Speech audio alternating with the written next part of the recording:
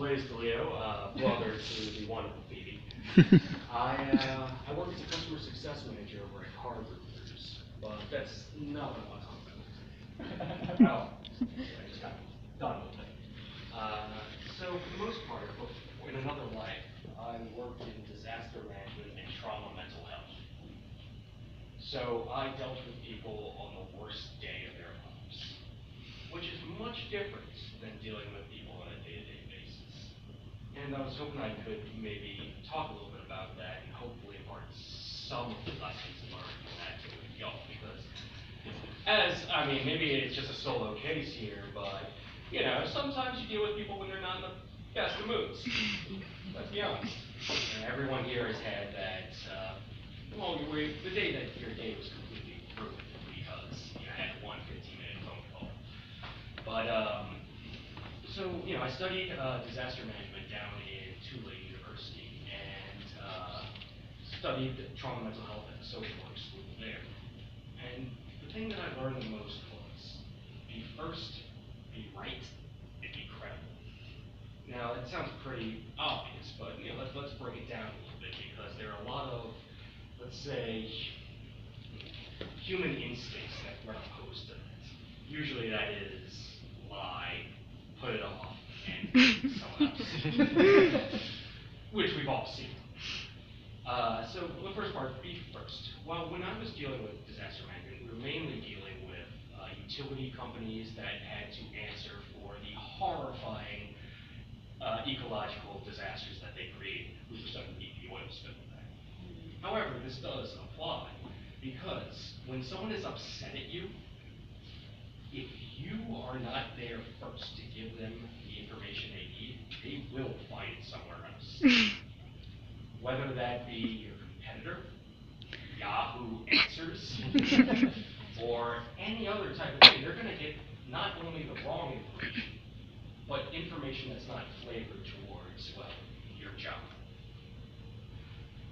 Next part is be right, because in this day and age, it's pretty obvious, internet age, you can find information anywhere. You can easily just go to Snopes.com. You're done. You can find any sort of BS, Facebook, urban legend, and realize that it's completely false. So be careful when you're talking to people and just spouting off. Make sure you know your knowledge, because just because you said something off the top of your head doesn't mean that they're not going to go check that out. And finally, is the credibility part. Because without credibility, they're never going to listen to you. And there are a bunch of different ways in order to keep credibility. Now, the easiest way to lose credibility is to lowball people. If someone has an issue and you know that, listen, this is going to cost you between $100 and $300, you never tell them it's only going to cost you $100, because you're going to be wrong. And it's going to be $300. So the less you have to go back on yourself and constantly tell people, oh, well, maybe I was a little bit wrong, maybe it's cost a little bit more than that, the better, because then you keep your credibility. But all that wraps up into one final, basic, general idea. Uncertainty is the killer of any deal. Uncertainty breeds fear, basically. And one thing we learned in our disaster management classes is fear is what causes panic. People don't panic normally. Actually, weirdly enough, all those disaster movies you see, people don't panic. That's all BS. The only time people panic is when they're uncertain about things. So even if it's bad information you're giving them, even if it's information that's going to cause them to hem, haw, and do all of that sort of stuff that just makes them just have a bad day, it's still better than letting them try to find that information out on their own. Because 90% of the time it's going to be wrong information. I mean, because it is a pretty standard human gut instinct to try to lowball people, try to make them feel better at that moment. But it's in the long-term credibility aspect of it, that being truthful, honest, weirdly enough, actually helps people get over it faster. Because people are willing to listen to you if you're telling them bad information, because they know your job is to keep them on site. They know your job is to keep that contract whole. So if you're telling them things that, let's might not work out for you, they're thinking to themselves, well, geez, this is someone I can actually trust because he's not just feeding BS. I mean, has anyone here like really experienced that? Actually, we were talking about the philosophy of saying I'm sorry, specifically in customer success role. And Good there's segue. specifically for like some women, like it's an innate culture to just say I'm sorry, oops, sorry about that, and then some people try to scale that back and don't know how to do so. Just interested in your. Yeah, actually, that's very, very good points. So, I'm sorry. That is, well, that's a sympathetic statement. Can anyone tell me that, let's do a teacher thing here. Can anyone tell me the difference between sympathy and empathy? Empathy is you're actually feeling their feelings, and sympathy is like I feel bad for your feelings. Very, very, exactly. Sympathy in this sense, gold star. Sympathy in this sense is that I'm sorry, you're putting it back on yourself. Well, guess what? That person who's having the worst day of their life, they could give less of a shit if you're sorry. They really don't care. They want you to know that you know how they're feeling, that you understand how they feel, or that you don't understand how they feel. It's the acknowledgement of their basic human emotions that they're looking for. And I know that sounds very philosophy 101, but it really is true. People, for the most part, are looking for confirmation that they're not crazy. And that's where that game comes in. It's that whole, listen, I understand, I've been there myself. You know, I mean, this has got to be terrible for you. Not, I'm sorry, I wish I could do something for you. It's, I understand what you are going through. It's the you versus I, basically. Does that help?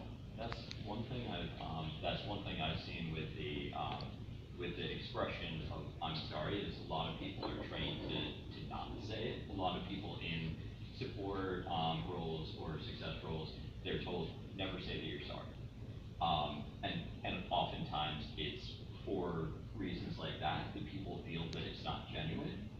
But if your expression of saying that you're sorry is saying that you failed to do something and you make it a genuine statement, then it can still be very powerful, and you don't have to remove it from your language. You just need to be aware of how you're And that's actually another big point that that we studied a lot was they found that, and again, we're talking about utility companies here. People were paying out millions and billions of dollars because they did something terrible to destroy you.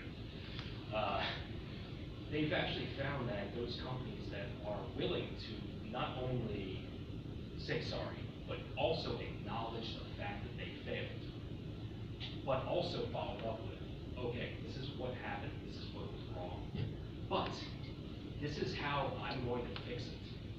And even more importantly, this is what you can do to help. That's the empowerment aspect right there. Yeah, I would think of it as saying I'm sorry, and then following it up with either, you know, if it's something that happened on your end, like you weren't able to deliver something, I'm sorry that you feel that way, and we made a mistake. Or if it's something that was on their end, still acknowledging that they experienced frustration and saying, I'm sorry, and there was miscommunication, let me help. So if it's always followed up with and, I feel like that kind of gets you out of that trap of feeling like you may be over apologizing, but that you're actually working. Well, and that's a big factor, actually. You know, the world has changed so much with the internet age. So much that transparency is everything. Where back in the day, the whole idea of showing any vulnerability whatsoever was, you never do that ever. You never show vulnerability. But here, nowadays, people are almost yearning, and I very rarely get to use that word. So I will say it again. People are yearning for just a vulnerable person, someone who they can relate to, someone who isn't just a brick wall of this is my talk sheet. I'm on the support side, and we very much strive to make it a human interaction. My quite a few colleagues from Apple who came via there, and one of their training techniques actually is just like a shorthand for what we've been talking about. We call it acknowledge one issue order. And I had it used on me. I recognize that it's being done on me. It's not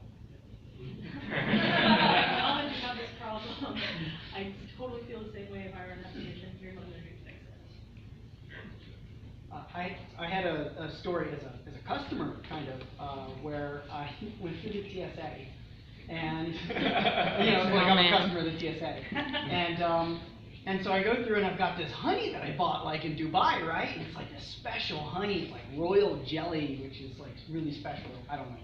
And so I'm going through the line, and the TSA lady, she stops me and she says, "I'm sorry, you can't bring that through." And I'm like, "What do you mean? Like, it's honey, right?" And she goes, "I know." She goes, I'm just so sorry. You can't bring it through. It's too big." And I was like, "Well, you want me to open it and taste it? Like, it's clearly honey." And she goes, "Yeah, I know. You just can't bring it through." And she goes, "I'm sorry. You know what? I hate my job. I can't believe I've got to take your honey. It's clearly honey. But she's like, "It's the rules. I've got to take it." And I'm just, there's nothing I can do about it. And it's so weird because, like, all of a sudden it's like, she wasn't like this, like, big brother taking my honey. It's like, she's just a regular person. And, like, yeah, it's a stupid rule, right? But we all have to follow it for some reason. Yeah. Humanity and empathy. Yeah, and all of a sudden it went from, like, she was taking my honey to, it's like, yeah, this is a sucky situation for both of us. We both get it. Like, here's the $8 jar of honey, goodbye. So I deal with customers. I'm in community support, a website that has a lot of people on it that have really bad chronic conditions of different diseases, whether it be ALS or MS, things of that nature. And so there are times when, we'll get an unfortunate email that, somebody that had an account with us has passed away. And in that moment, we have to tread a very delicate line, and we have to basically say, we're really sorry for your loss. We thank you as a community for doing this, and you can let us know what you want to do with the account. Do you want to close it? Do you want to keep it open as a memorial for the person? And when we're that kind of humble and honest about the whole thing, it ends up a lot of people decide to keep their profile open as a way to kind of memorialize the person and have their medical data still in our system for research. So when you really give people options, and it goes and it possibly goes against your model sometimes, even the illogical, going against, giving somebody the option to leave if they want, and that in of itself can create trust. I think sometimes, and that's an extreme example, but No. You But know. I mean, to be honest, it all links Yeah. back because, let's be honest, there's only so many human emotions out there. And Yeah. they all run the gambit from a spectrum of intensity, but they all stem usually from the same types of places. Very frequently, one of the most powerful things that I've noticed in customer support is just asking, "What do you want?" I mean, and most of the time, even if you aren't able to give them exactly what they want, you can read between the lines a little bit and figure out a solution for them. So, That's great. All right. Well,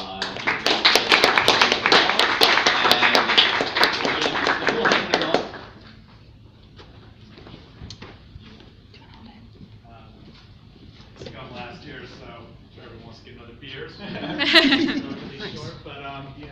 I'm also from Buildium, and I guess my topic was, kind of curious how other people approach it, and I don't know if it's like a situation that's kind of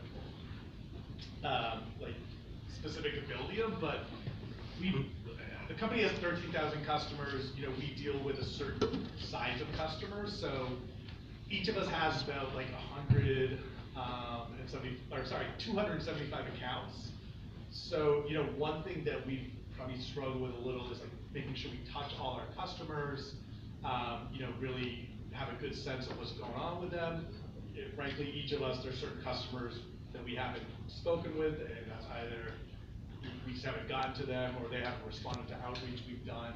So one thing we've kind of experimented around with a little is just like how to drive more economies of scale as besides just like reaching out by phone and email, things like that. So one thing we've experimented around with a little is like using surveys to extract customer information. So this could be a survey that takes 5 minutes to do. Potentially, if you do the survey, you'll be entered in some kind of raffle to like win an Amazon gift card or something like that. And what we're really looking for is information on, are they at risk? What could be more useful for them to get more out of the software? You know, kind of what Jay was saying, we do have like 7 or 8 add-ons we sell. A lot of times you're not getting to each of them on a phone call or even 2 phone calls. So trying to gauge interest level in the different add-ons we offer, which ones make sense, which ones don't. So when we do get on a call with them, we're not wasting time speaking about them. So I guess I was just curious, like, you guys have used besides just like traditional like, phone and email. And, you know, I don't know how unique a situation is that we manage that many accounts, but you know, people who do have a higher account level, like how you approach making sure you're kind of engaged with them. Have you guys done NPS surveys at all? So yeah, we use NPS across the company. I think we ask it quarterly or maybe semi-annually. Frankly, in my experience, I think some of the other guys might find the same thing. It wasn't necessarily a great indicator of like customer satisfaction or anything like that. A lot of times it was, a lot of times sometimes it wasn't. But to answer your question, that is something to know. Sure. So the way my company will do these surveys to its members, they'll do it through a private message within their platform. So I do want to say though that just part of my advice is doing something like that can go either way, because it can be seen. Some people are like, oh, it's great, they're keeping me engaged, and I get to take this survey, you know, saying, you know, how this site has, you know, really changed what I like. And then there are some people that say, why are you emailing me? Why are you doing it through a personal message? It's not so, you know, they kind of see it as like a breach. And they don't realize that it's necessarily a bulk message from a researcher. So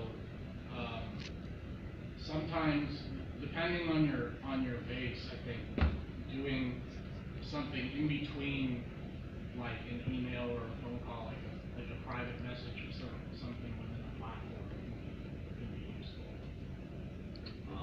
Do you have anything in platform that either tracks user engagement or what part of the platform they're going to, et cetera? And as a second question, do you have anything which is, I believe Matthews would fall into, which where you can actually provide information about a section of the platform if they haven't been using it? So you could like essentially create a trigger for a customer that hasn't used the section for a certain period of time, providing them with another walkthrough or additional. Yeah, I mean, that's actually a great idea. We don't really have anything like that. I mean, we do have the capability to put like in-app messaging and things like that. So on a specific page, you know, there could be a message like, check this out, or watch this video, or, you know, even we've talked about, you know, complete the survey. You know, we do have that capability, but it's not so granular where it's, I think, like the level you're talking about. Something to look into for sure. Yeah. Are there any industry conferences or networking events that exist for the type of people that are your clients? Yeah, absolutely, and that's like been a big push for the company this year is to attend more of them. Yeah. For sure, yeah. I can tell, like, I used to work for a company sort of in the industry that you were in. I did like data for housing. So actually, like, sometimes builders would buy our data.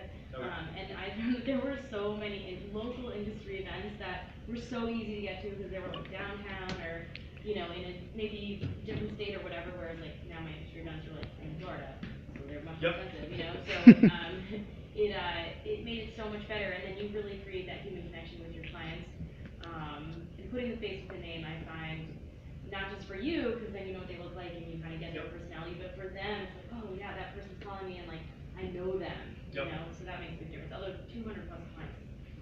Yeah. Yep. Just to the NPS point, that something we found is really useful is actually using that survey as the touching off point to create a more human interaction.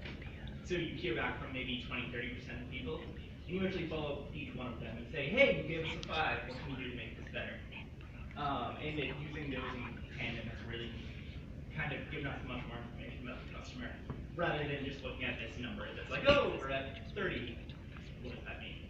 Got a follow-up email or Uh,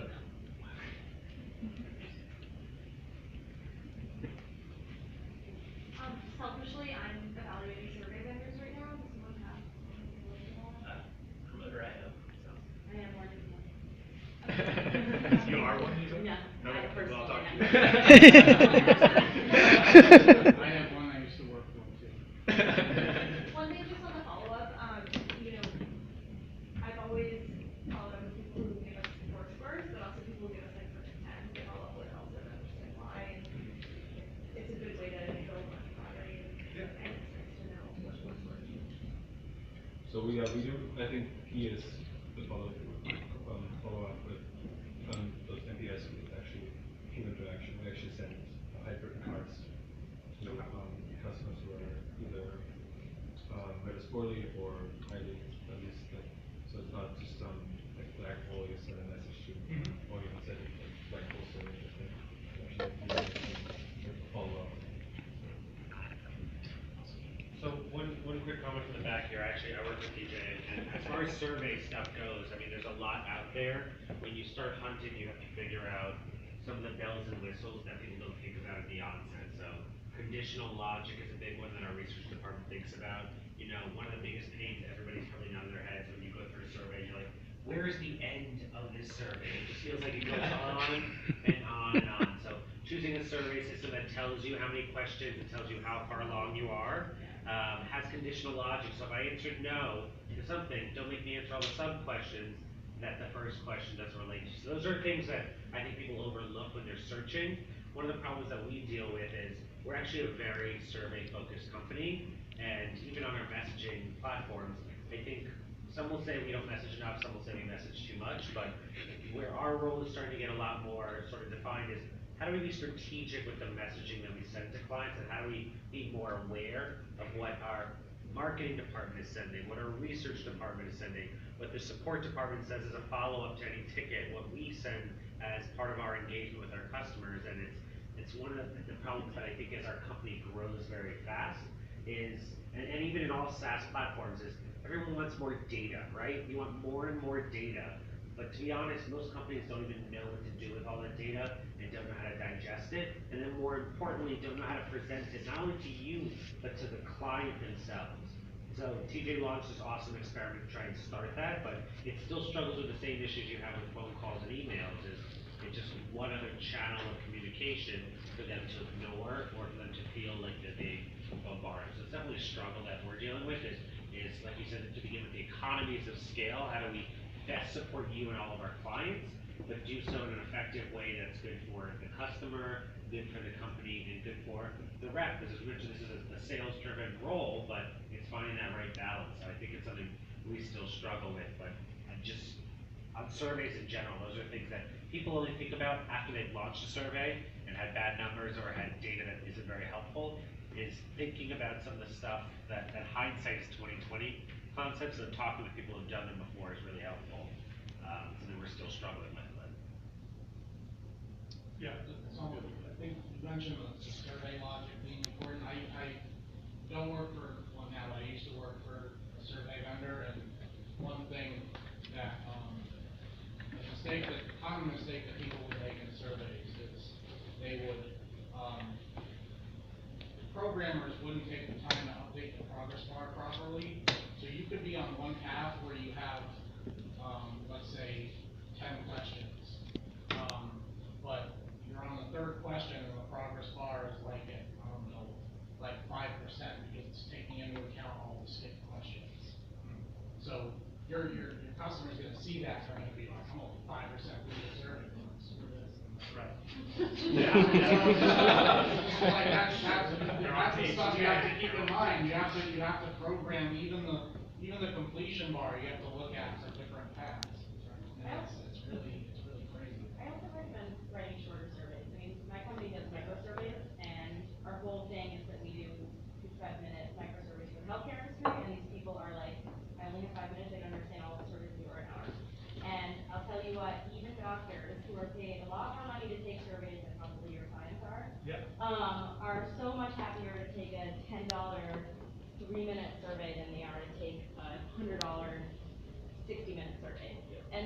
status bar is so important, and actually, like, even we feel the status bar is important even for a 3 or 4 minute survey.